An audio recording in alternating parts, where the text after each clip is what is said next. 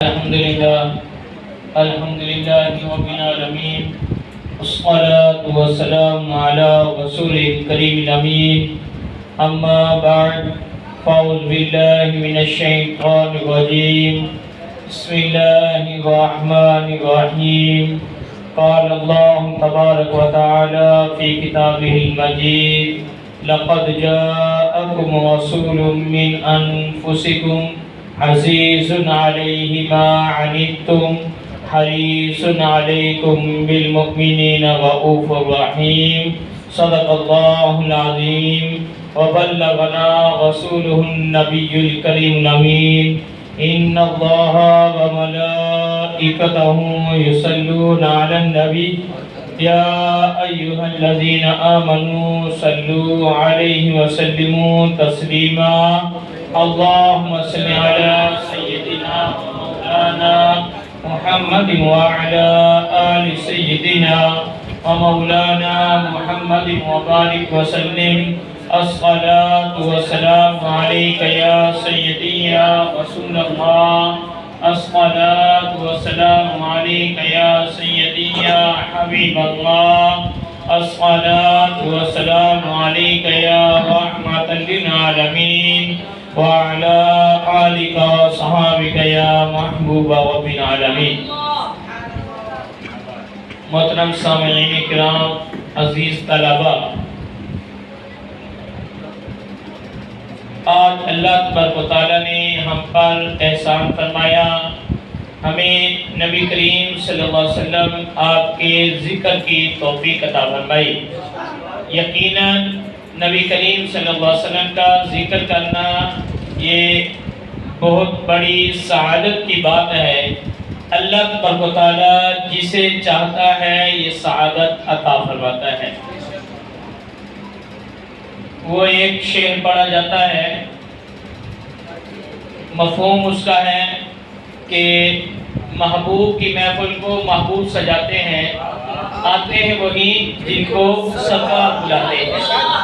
تو یہ محفل بہت سارے ایسے لوگ ہیں ابھی انتظار میں ہوں گے کہ کب لنگر کی باری آئے گی تو ہم آئیں گے. آپ اپنے ذہن میں اپنے خیال میں یہ سوچے بیٹھے ہیں، حقیقت میں سرکار کے ذکر سے دور ہوئے بیٹھے ہیں. حقیقت یہ ہے کہ جو سرکار کے ذکر کے لیے منتخب ہوا وہی آئے گا. جس کے نصیب کے اندر اللہ تبارک و تعالیٰ نے نبی کریم صلی اللہ علیہ وسلم کا ذکر لکھا ہے وہی آئے گا. محبوب نے جسے بلایا ہے اپنی محفل میں وہی آئے گا. اس میں جو ہے اگر یہی سمجھیں گے تو ہم جو ہے اپنی مرضی سے جائیں یا نہ جائیں، یہ آپ کی مرضی نہیں ہے. دراصل آپ کو ادھر سے توفیق ہی نہیں ہوئی. دراصل آپ کے لیے نبی کریم صلی اللہ علیہ وسلم کی بارگاہ سے حاضری نہیں ہوئی. تو اس پر جو ہے اپنے آپ کو سوچنا چاہیے کہ ہم کس مقام پر کھڑے ہیں. ہمیں جو ہے کہیں نبی کریم صلی اللہ علیہ وسلم ہم سے ناراض تو نہیں، کہیں اللہ تبارک و تعالیٰ ہم سے ناراض تو نہیں کہ اس نے اپنے محبوب کے ذکر کے لیے ہمیں پسند ہی نہ کیا. تو جو آ گئے ہیں انہیں اللہ کا شکر ادا کرنا چاہیے کہ اللہ تبارک و تعالیٰ نے اپنے محبوب کے ذکر کے لیے انہیں پسند کر لیا. تو بہرحال نبی کریم صلی اللہ علیہ وسلم آپ تشریف لائے. نبی کریم صلی اللہ علیہ وسلم سے پہلے اللہ تبارک و تعالیٰ نے کم و بیش 1,24,000 انبیاء کو بھیجا. ان انبیاء نے اپنے اپنے دور کے اندر اپنی قوم کو نبی کریم صلی اللہ علیہ وسلم کی آمد کے پیغامات دیے. ہر ایک نے یہی کہا کہ وقت قریب ہے، آپ نبی آخر الزمان تشریف لانے والے ہیں. ہم تو انہی کے جو ہے گیت گانے کے لیے ہیں، انہی کا پیغام دینے کے لیے ہیں، انہی کے متعلق ہم بتلانے کے لیے آئے ہیں. آپ دیکھیں کہ اللہ تبارک و تعالیٰ نے تمام انبیاء کے جو معجزات ہیں وہ نبی کریم صلی اللہ علیہ وسلم کو عطا فرمائے ہیں، اور ایسے عطا کیے ہیں اگر باقی معجزات اور نبی کریم صلی اللہ علیہ وسلم کے معجزات دونوں کو دیکھا جائے، غور سے دیکھا جائے تو بات بالکل واضح ہو جاتی ہے. آپ دیکھیں کہ نبی کریم صلی اللہ علیہ وسلم آپ سے جب آپ مکہ سے ہجرت کر کے تشریف لے جا رہے ہیں مدینہ کی طرف، راستے کے اندر پیچھا کیا جاتا ہے۔ مکہ والے اعلان کرتے ہیں، ابو جہل اعلان کرتا ہے، جو معاذ اللہ نبی کریم صلی اللہ علیہ وسلم کا ساتھ لائے گا 100 اونٹ اسے انعام میں دیے جائیں گے۔ 100 اونٹ کا اعلان ہوتا ہے۔ حضرت ابوبکر صدیق آپ کا جو ساتھ لائے گا 100 اونٹ اسے انعام دیا جائے گا۔ اب جو ہے نبی کریم صلی اللہ علیہ وسلم کی تلاش کے اندر سراقہ بن مالک نکلتے ہیں۔ سراقہ بن مالک نبی کریم صلی اللہ علیہ وسلم کی تلاش کے اندر نکلے اور آپ کو پا بھی لیا۔ اب جو ہے وہ نیت 100 اونٹ کی وہ جو ہے دل کے اندر موجود ہے، اس سرکار کے قریب آنا چاہتے ہیں۔ نبی کریم صلی اللہ علیہ وسلم کا معجزہ رونما ہوتا ہے۔ سراقہ کے گھوڑوں کے پاؤں جو ہے زمین کے اندر دھنس جاتے ہیں، اس کا گھوڑا پنڈلیوں تک زمین کے اندر چلا جاتا ہے، اس کو زمین پکڑ لیتی ہے۔ اب یہاں دیکھنا کہ نبی کریم صلی اللہ علیہ وسلم آپ کی بارگاہ کے اندر یہی سراقہ سوال کرتا ہے، کہ آپ سے عرض کرتا ہے حضرت غلطی ہو گئی، آپ اللہ سے دعا کریں، اللہ تعالیٰ مجھ پر رحم کرے۔ نبی کریم صلی اللہ علیہ وسلم اس کے لیے دعا فرماتے ہیں۔ نبی کریم صلی اللہ علیہ وسلم کی دعا کی برکت سے اس کا گھوڑا باہر آ جاتا ہے۔ اب وہی نیت وہ دوبارہ اس کے ذہن میں آتی ہے، پھر جو ہے وہی 100 اونٹ کا لالچ جو ہے وہ جاگ اٹھتا ہے، پھر اسی نیت سے آگے بڑھتا ہے، پھر زمین پکڑ لیتی ہے، پھر چیختا ہے، پھر جو ہے عرض کرتا ہے دعا کریں۔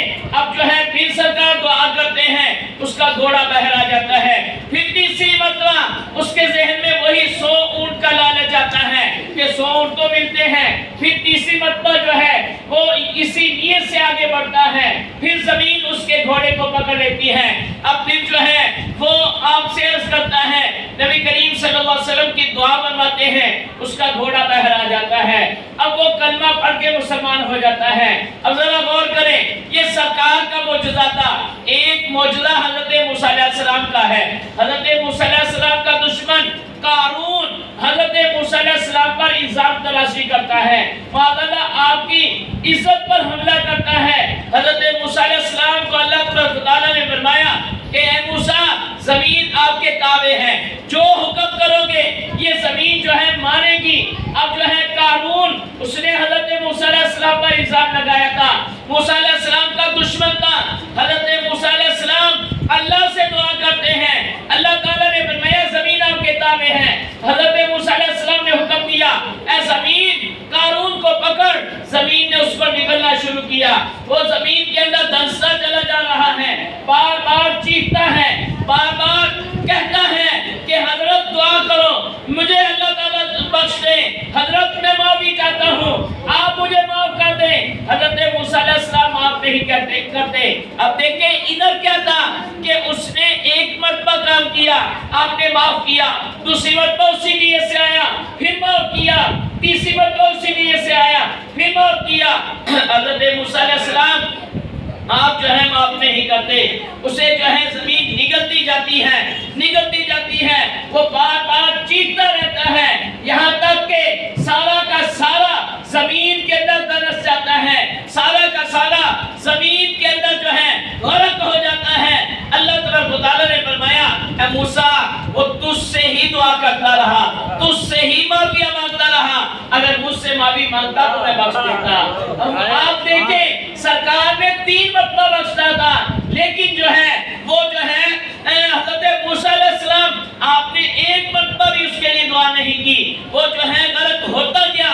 اب ذرا نتیجہ دیکھنا، حضرت موسیٰ علیہ السلام آپ کا معجزہ رونما ہوا، آپ کا دشمن زمین میں جاتا ہے، نبی کریم صلی اللہ علیہ وسلم کا معجزہ رونما ہوتا ہے، نبی کریم صلی اللہ علیہ وسلم آپ کا دشمن زمین میں جاتا ہے، لیکن دونوں میں فرق ہے۔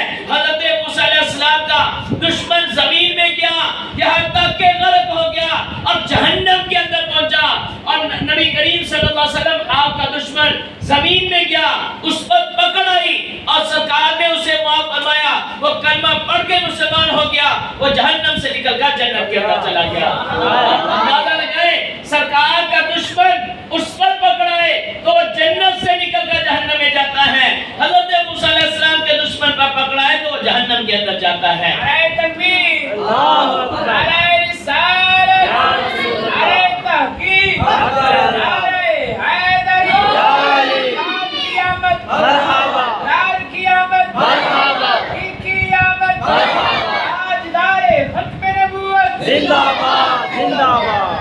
اب اس کے اندر بالکل واضح ہو گیا کہ وہی معجزہ جب سرکار کو دیا گیا تو سرکار کی برکت سے وہ جو ہے جہنم سے نکل کر جنت کے اندر چلا گیا. سرکار اسی طرح اور معجزات دیکھ لیے جائیں. نبی کریم صلی اللہ علیہ وسلم کے معجزات اور دیگر معجزات کے اندر اسی طرح فرق نظر آتا ہے. اس سے یہ بھی واضح ہوتا ہے کہ اللہ تبارک و تعالیٰ نے نبی کریم صلی اللہ علیہ وسلم کو رحمت للعالمین بنا کر بھیجا ہے. اور آپ کی آمد کی وجہ سے اس امت کو جو انعامات ملے اور اس امت کے اندر جو تبدیلیاں آئی ذرا اس پر غور کریں. پہلی بات کہ پہلی امتوں کے اندر اگر کوئی شخص گناہ کرتا ہے اس کے ماتھے پر لکھ دیا جاتا ہے. اگر کوئی شخص گناہ کرتا ہے اس کے گھر کے دروازے پر لکھ دیا جاتا ہے. اگر کوئی شخص گناہ کرتا ہے توبہ چاہتا ہے اہل باری کے اندر موجود ہے. جب انہیں توبہ کا کہا گیا کہ آپ توبہ کریں تو توبہ کیسے ہوگی, ان کی توبہ دیکھیں اور آج اپنی توبہ دیکھیں, اللہ کا شکر ادا کریں. ان کی توبہ کیسے تھی کہ توبوا الی باریکم, اپنے پیدا کرنے والے کی طرف توبہ کرو. فاقتلوا انفسکم, اپنے آپ کو قتل کرو. جب تک قتل نہیں کرو گے تو توبہ قبول نہیں ہوگی. آپ اندازہ لگائیں کہ جان دے کر وہاں جو ہے معافی ہوتی تھی, توبہ ہوتی تھی. لیکن یہاں کیا ہے, اللہ تبارک و تعالیٰ نے ہمیں آسانی دی ہے. آج جو ہے ہم جو ہے اپنی آنکھ سے ایک آنسو بھی اللہ کے ڈر سے بہا دیں نادم ہو کر تو اللہ تبارک و تعالیٰ معاف فرما دیتا ہے. تو آسان توبہ رکھے گی ہمارے لیے. اور دیکھیں کہ پہلی امتوں کے اندر اگر ذرا سی جو ہے وہ اس کے اندر کوئی خرابی کرتے ہیں, ذرا سا اس کے اندر کوئی جو ہے اس کے اندر وہ کمی کرتے ہیں, جو حکم دیا گیا ہے پورا ادا نہیں کرتے تو ان کی جو ہے شکلیں بگاڑ دی جاتی ہیں. بنی اسرائیل کا وہ واقعہ کونوا قردۃ خاسئین والا, وہ واقعہ یوم سبت والوں کا بالکل مشہور واقعہ ہے کہ اللہ تبارک و تعالیٰ نے حضرت موسیٰ علیہ السلام کی قوم بنی اسرائیل پر ہفتے کے دن شکار کرنا منع کیا تھا. ہفتہ کا دن جو ہے ان کا عبادت کا دن تھا. اب ذرا اپنی حالت بھی دیکھنا, ہمارا کیا ہے جمعے کا دن جو ہے عبادت کا دن ہے, ان کا ہفتے کا دن عبادت کا تھا. اور جو ہے انہیں کہا گیا تھا پورے دن کے اندر کوئی کاروبار نہیں کرنا. ہمیں کیا کہا گیا ہے, ہمیں یہ کہا گیا ہے اذا نودی للصلاۃ, جب جو ہے نماز کے لیے ندا دی جائے تو اس وقت جو ہے نماز کے لیے دوڑو, اس وقت جو ہے نماز کے لیے آؤ, اس وقت جو ہے اپنے کاروبار بند کر دو. فإذا قضیت الصلاۃ, جب نماز ادا کر دی جائے اب جو ہے فانتشروا فی الارض, اب زمین کے اندر دوبارہ پھیل جاؤ. یعنی اذان ہوئی تو ہمارے کاروبار منع کرنے کا حکم دیا اور آپ نے نماز ادا کر لی, آپ نے جو ہے دونوں طرف نماز کا سلام پھیر لیا, اب اس کے بعد جو ہے جا کر کاروبار کر سکتے ہو. پورا دن منع نہیں کیا گیا, پورا دن جو ہے کاروبار سے نہیں روکا گیا.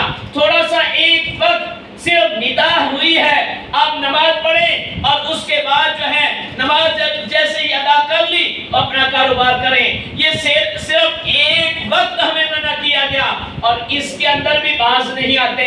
ذرا دیکھیں کہ وہ قوم, اس قوم کی حالت کیا بنی. وہ قوم انہیں جو ہے ہفتے کے دن شکار کرنے سے منع کیا گیا.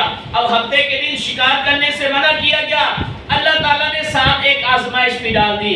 آزمائش یہ ڈال دی, وہ لوگ مچھیرے تھے, مچھلیاں پکڑتے تھے اور جو پانی کے اوپر دریا میں جو مچھلی آتی تھی ہفتے کے دن زیادہ آ جاتی تھی. ہفتے کے دن جو ہے اوپر کی سطح نظر ہی نہیں آتی, پانی نظر ہی نہیں آتا, مچھلیاں ہوتی وہی نظر آتی. اب جو ہے وہی لالچ آیا, اب انہوں نے ایک ہیلا بنایا, ایک بہانہ بنایا. آج جو ہے کوئی بھی کام کر کے آ جائے ہمارے پاس مسئلہ پوچھنے تو مفتی صاحب کوئی نہ کوئی اس کی آپ جو ہے ہیلا نکال دو, کوئی نہ کوئی صورت تو نکالو, کوئی حل تو نکالو. یہاں تک کہ اب افسوس کی بات ہے ہمارے ملک کا ایک صدر رہنے والا اب فوت ہو چکا ہے, صدر رہنے والا, اس کے اخبارات کے اندر یہ بیانات چھپے کہ علماء سود کے لیے کوئی گنجائش نکالیں. معاذ اللہ, وہ گناہ جو ہے اللہ سے اس کے رسول سے اعلان جنگ ہے اس کے بارے میں کہتے ہیں ذرا سی گنجائش نکالو. اب انہوں نے گنجائش نکالی تھی, ان کا حال دیکھ لیں. بنی اسرائیل والوں نے گنجائش نکالی, انہوں نے سوچا کہ اب کیا کریں کہ ہفتے کے دن مچھلیاں بھی زیادہ آتی ہیں اور ہفتے کے دن ہی शिकार करना हमें मना किया गया है, मछलियां पकड़ना मना किया गया है। अब हम क्या करें? उन्होंने हीला बनाया, उन्होंने दरिया के किनारे गड्ढे खोदे, उसके करीब एक गड्ढा खोद दिया और क्या करते? हफ्ते के दिन सुबह के वक्त वो जो गड्ढा था उसकी तरफ जो आने वाली नाली है उसका रास्ता खोल देते, वो डक्का जो आगे लगाया है उसको हटा देते। अब जो है मछलियां तैरती तैरती उस गड्ढे के अंदर आ जाती। शाम के वक्त जो है, हफ्ते के दिन शाम के वक्त वहां जो है सिर्फ एक बंद लगा देते। मछलियां गड्ढे में आ चुकी हैं, आगे बंद लगा दिया और इतवार के दिन उन्हें गड्ढे से निकाल दे। हीला बनाया, कहते हमने तो इतवार को पकड़ी है, हम तो शिकार इतवार को कर रहे हैं, आज यहाँ भी कोई आए तो वो कहते मैंने तो ये किया है, इसका तो ये मतलब है, ऐसे करना चाहिए। उसे कहे मसला ये है, नहीं वो ऐसे है यार, इसमें इंसानियत तो है। आप अपने वक्त अपने पास रखें, जब अल्लाह की बारगाह में जाएंगे अल्लाह ताला फरमाएगा तूने जुल्म किया, तूने गुनाह किया, तो वहां दलीलें देना, देखें दलीलें कामयाब होती है या नहीं। अब वो लोग जिन्होंने यही हीला बनाया कि हम तो इतवार को पकड़ रहे हैं, अल्लाह को जवाब देते हैं कि इतवार को पकड़ा है या नहीं पकड़ा, हमें तो कह लेते हो, अल्लाह की बारगाह के अंदर बोल सकोगे या नहीं बोल सकोगे? जिस दिन जो है अल-यौम नख्तिमु अला अफ़वाहिहिम, कि उनके मुंहों पर मोहर लगा दी जाएगी, उस दिन जो है हाथ बोलेंगे, उस दिन आंखें बोलेंगी, उस दिन जिस्म के आज़ा जो है बोलेंगे, आपकी जुबान बोल नहीं सकेगी। तो आप जरा उस दिन के लिए अपनी दलीलें जो है संभाल के रखो। कुरान मजीद में जगह जगह मौजूद है, तो उनसे उनकी दलीलें जो है गायब हो जाएंगी, वो दलीलें न दे सकेंगे। अब बहरहाल बात ये कर रहा था कि वो जो शिकार करते वो इतवार के दिन करते, सिर्फ एक हीला किया था, एक बहाना बनाया था। अल्लाह तआला ने उनके बारे में कुरान मजीद में फरमाया कूनू किरदतन खासीन, सारे बंदर बन जाओ, सारे जो है दुत्कारे हुए बंदर बन जाओ। क्यों? तुमने अल्लाह ताला के हुक्म की नाफरमानी की है, उनकी शक्लों को मसख काट के रख दिया गया। अच्छा, ये एक जो है हमारे माशरे के अंदर गलत फहमी पाई जाती है, उसको भी इजाला कर दूं। हमारे माशरे के अंदर गलत फहमी ये पाई जाती है, किसी जानवर को देखेंगे कहेंगे ये फलां शख्स की आल से है, उसने जो है ये हरकत की थी, उसके बाद बंदर बन गया और ये बंदर वही चल रहे हैं। ऐसा हरगिज़ नहीं है। अल्लाह ताला ने जिस पर भी अज़ाब भेजा उसकी शक्ल को मस्ख किया, वो किसी जानवर की शक्ल जो है तब्दील कर दिया गया, तो 3 दिन से ज्यादा वो जिंदा नहीं रहा। 3 दिन के अंदर अंदर वो अजाब वाले लोग जो हैं, मस्ख किए हुए लोग, वो हलाक हो जाते थे। 3 दिन के बाद जिंदा नहीं रहते थे, उनकी नस्लें उनसे नहीं बढ़ी, बल्कि ये जो बंदर हैं या ये जो जानवर हैं, ये खुद से अल्लाह ताला ने अलहदा से जानवर जो है तकलीफ फरमाए थे। तो बहरहाल अब जरा देखें नबी करीम सल्लल्लाहु अलैहि वसल्लम की आमद की वजह से जहां बाकी है कि हमारी तौबा आसान रख दी गई, जहां ये है हम गुनाह करें पोशीदा रख दिया गया, वहां ये भी है कि हमारी शक्लें नहीं बिगाड़ी जाती।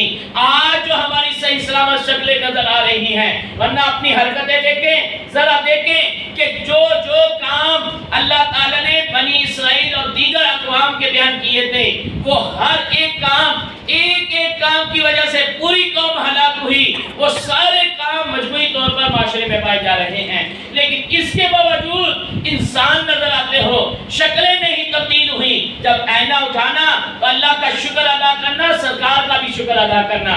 सरकार की उम्मत होने की वजह से ये शक्लें बाकी हैं और इस हालत में मौजूद हैं, और साथ साथ आज हम जो अमल करते हैं, ये अमल कबूल हुआ या न हुआ, ये भी एक पर्दा रखा हुआ है, ये भी एक पर्दा है। मिसाल के तौर पर कुर्बानी है, कुर्बानी की जो अमल था पहली उम्मतों के अंदर, उसके अंदर ये होता था कि कुर्बानी आपने करनी है, कुर्बानी करने के बाद वो गोश्त, वो जानवर, वो कुर्बानी की चीज आपने पहाड़ी पर जाकर रख देनी है, ऊंची जगह पर रख देनी है। अगर आसमान से आग आके उसे जला दे तो वो जो है कुर्बानी कबूल हुई, और अगर उसे न जलाए तो वो कुर्बानी मरदूद है, वो कबूल नहीं हुई। जिसकी कुर्बानी कबूल नहीं होती थी, लोगों के सामने जो है पता चल जाता था। आज हम इबादत करते हैं, अगर जो है यही हालत होती, हम मुंह दिखाने के काबिल न होते। हमारी जो है ये जो है हालत हो गई کہ ہم نے یہ عمل کیا قبول نہ ہوا، یہ عمل کیا قبول نہ ہوا، تو اللہ تعالیٰ نے یہ بھی پردے رکھے ہیں، یہ محشر میں دیکھا جائے گا۔ آج جو ہے ہماری جو ہے شکلیں نہیں بگڑتی، آج جو ہے ہمارے ماتھے پر گناہ نہیں لکھا جاتا، آج جو ہے ہماری توبہ آسان ہے، آج اگر ہماری عبادت قبول نہیں ہوئی تو وہ بھی جو ہے ہمارا پردہ رکھ دیا جاتا ہے۔ یہ تمام صورتحال اسی وجہ سے ہے کہ نبی کریم صلی اللہ علیہ وسلم کی امت ہے۔ تو آج جو ہے وہ افسوس ہے، افسوس اس شخص پر کہ اتنا کچھ ہونے کے باوجود ابھی بھی پوچھتا ہے کہ سرکار کی آمد کا جشن کیوں کروں، میں خوش کیوں ہوں۔ خوش ہونے کے لیے دلیل کی ضرورت نہیں ہوتی، یہ ذہن میں رکھیں، نہ خوش ہونے کے لیے دلیل کی ضرورت ہے، نہ جو ہے غمگین ہونے کے لیے دلیل کی ضرورت ہے۔ یہ تو آپ کے دل کا امتحان ہے کہ آپ کس چیز پر خوش ہوتے ہیں، کس پر آپ جو ہے غمگین ہوتے ہیں، کس پر پریشان ہوتے ہیں۔ یہ تو فطری حالت ہے، فطری کیفیت کا نام ہے خوشی اور غمی۔ اگر جو ہے آپ کے دل کے اندر خوشی نہیں ہے، صرف زبان سے خوشی کرتے رہیں میں خوش ہوں، میں جشن کر رہا ہوں، یہ بناوٹ ہے، یہ تکلف ہے، تصنع ہے، اور اسلام نے اس سے بھی منع کیا ہے۔ ہمیں تکلف کا نہیں کہا گیا، ہمیں جو ہے تصنع کا نہیں کہا گیا، منافقت کا نہیں کہا گیا۔ جو دل میں ہے وہی زبان پر ہونا چاہیے۔ آپ کا دل نہیں چاہتا خوشی کرنے کے لیے تو آپ کہتے رہیں کہ خوشی کیوں کریں، ہمارا دل چاہتا ہے، ہم دل سے خوشی کرتے ہیں، ہم کسی کے کہنے پر صرف زبان سے خوشی نہیں کرتے۔ یہ خوشی اللہ تبارک و تعالیٰ نے اہل سنت کے حصے کے اندر کی ہے۔ اللہ تعالیٰ سے دعا ہے کہ اللہ تعالیٰ سے سب نے عمل کرنے کی توفیق عطا فرمائے۔ درود